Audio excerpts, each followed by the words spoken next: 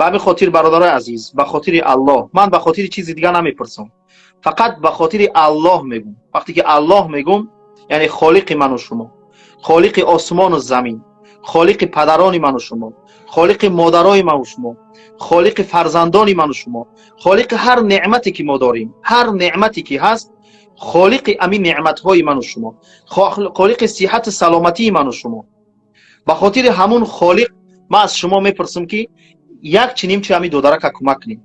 600,000 روسی گفتیانش، 600,000 روسی را الحمدلله با کمک همین برادرای جانی ما توانستیم که 300,000 شا جمع کنیم.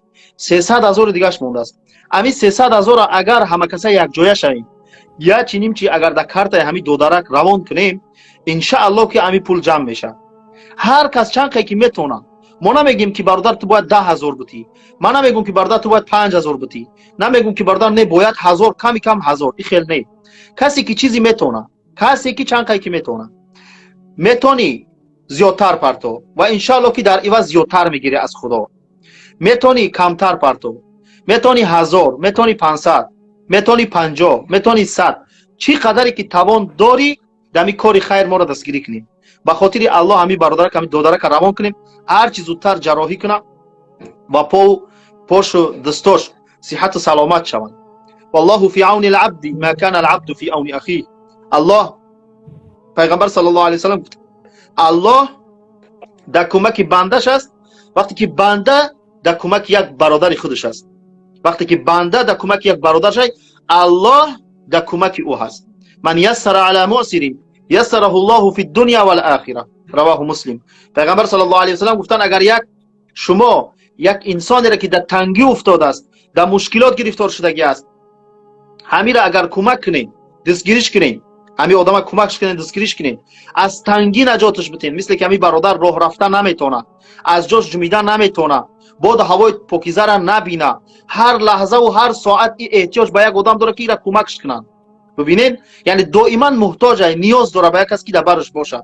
اگر من و شما کوشش کنیم امی برادر کوشش کنیم کمکش کنیم، در عوض الله در دنیا و در آخرت ما را از مشکلات نجات میده، در دنیا و در آخرت نجات میده.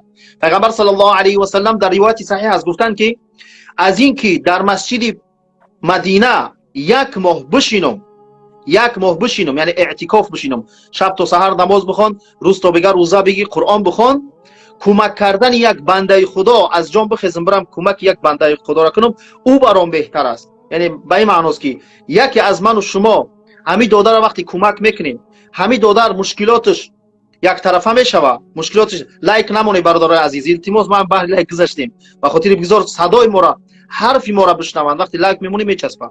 پیغمبر صلی الله علیه و سلم گفتن وقتی که شما یک آدم کمک میکنین، چی مالی چی فیزیکی، یعنی خودتون حرکت میکنین، یا اینکه با زبان به هر راه و واسطه یک آدم وقتی کمک میکنین، این بهتر است نزد الله از اینکه یک ماه در مسجد پیغمبر صلی الله علیه و سلم در مسجد مدینه اعتکاف بشینین. در مسجد مدینه، یعنی در مسجد مدینه یک رکعت نماز ثواب 1000 رکعت داره. فکر شب تا سحر تو نماز بخوان، روز تا بگر روزه بگی، قرآن بخوان، این قدر همه این برابر به این نمیشه که یک بنده خدا را کمک کنی. پیامبر صلی الله علیه و سلم گفتن ان احب الناس الى الله تعالی انفعهم للناس. محبوب تر نزد الله کسی است که منفعتش به مردم زیاد میرسه. به خاطر الله برادرای عزیز، همه یک جا با دست همدیگر همین داده را کمک کنیم. جوان است، عمرش در پیش است، همین را اگر ما همه یک جای شویم همین داده را کمک کنیم، یعنی چند که میتونی کمک کن. اتقوا النار ولو بشق التمره. پیغمبر صلی الله علیه و سلم گفتن شما از آتش دوزخ نجات طلب کنید اگر به نصف خرما باشه، کمکش کنید. و همین خاطر برادران عزیز، من دیگه گپ زیاد کردنی نیستم، من وقت شما را زیاد گرفتنی نیستم. همه قمه خوام که در همین کاری خیر با ما همکاری کنید. یک جا ان شاء الله که همین داده را کمک میکنیم. اینا ببینید مثال شلنگاش اومدگی پوچوش خودش نشون میده، کمکش کنیم و همین جمع شوه و همین را هر چیز زودتر هندوستان. به خاطر که این برادر اگر همین ماه 12 سمالیات در نپره، یعنی در هندوستان با ماهی فکر کنم ماهی نویبر ده یا که کدام ماهی دیگه ده ریسه که دیگه این دو در بسیار دیر میشه. به خاطر الله برادر عزیز کمک کنیم.